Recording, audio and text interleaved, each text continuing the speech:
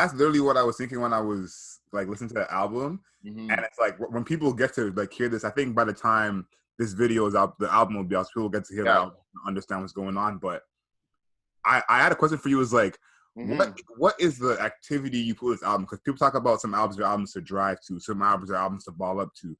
But like this album, you have so much like it's literally like a life album. So like, do you have like an activity that you suggest people to like listen to this album to? Because I do. I don't even know what it is. Like, I can't put my finger on it. I actually like typically like with my past albums, like like The Boy Who Died, like Smoke Up, with Matrix, I'm like, yo, do some mushrooms. But with Because We're Alive, I feel like I think the first listen should be intently, like sitting down with a spliff, whatever you drink, and just like laid back and play it top to bottom. But the thing about laying back is once the bangers come on, you can't lay back. Like you can't, like it's almost a bit of a contradictory thing. But I'm not even sure what box I could put it in for people to listen to. I think it's too expensive. Like you could play it at a family dinner. I think the kids and the family will be dancing. You could play it in the whip on a long drive to Montreal. You could play it on a trip. I feel like it's for, I don't know if it's for one thing. I'm racking my brain trying to answer that. I don't know which one thing it's for, but I don't know. I'm not sure. I'm going to get back to you on that. No.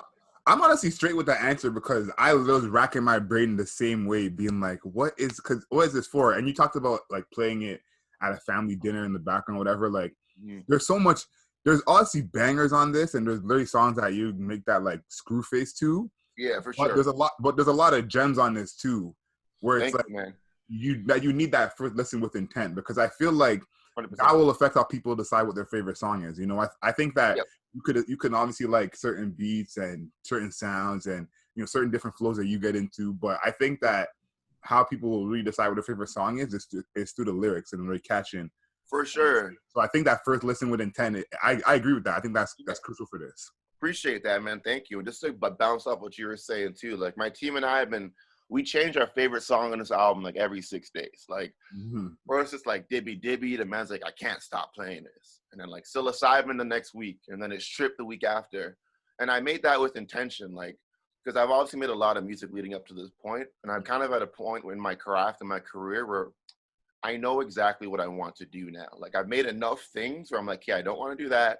I want to keep fragments of that, like, and just turn it all into kind of a super Saiyan craft, And I think there's a favorite song on here for everybody, like everybody. Someone's gonna find something they like. I will debate anyone about that. Nah, I agree with that, because my favorite song right now, which is it? Is probably Dibby Dibby.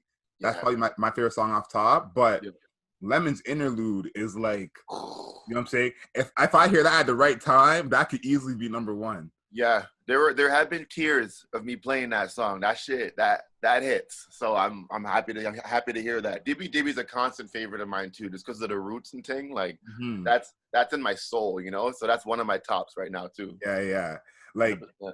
There's a line on Dibby Dibby where you said, "I became the person everyone been trying to be." Yeah. I thought that bar was heavy, because I that reminds me of that Drake's line where he says, "Boys tell stories about the man." And that vibe is literally what I thought of. Talk about I guess how you're feeling, because obviously you were feeling like you were on top when you made that one. 100%. I mean, like, I kind of got to a point in my life where I don't really compare myself to other human beings anymore, because like there are similarities in all humans, and there are things to look up to, but you shouldn't like base your worth on who and what somebody else is. So I'm just like, there's nobody more me than me. So let me just dive into all of my layers. And that kind of self-actualization bleeds into my music. I'm like, I'm so comfy in my skin. I don't feel like anyone can touch me. Like, like in the end of 8 Mile when Eminem's like, now say something they don't know about me. And that's like my whole life right now. Like, get at me. Like there's nothing, no layer I haven't peeled back myself that anyone can try and peel back for me. So I feel like I became the person everybody's chasing because they're not comfortable in their own skin yet. You know what I'm saying?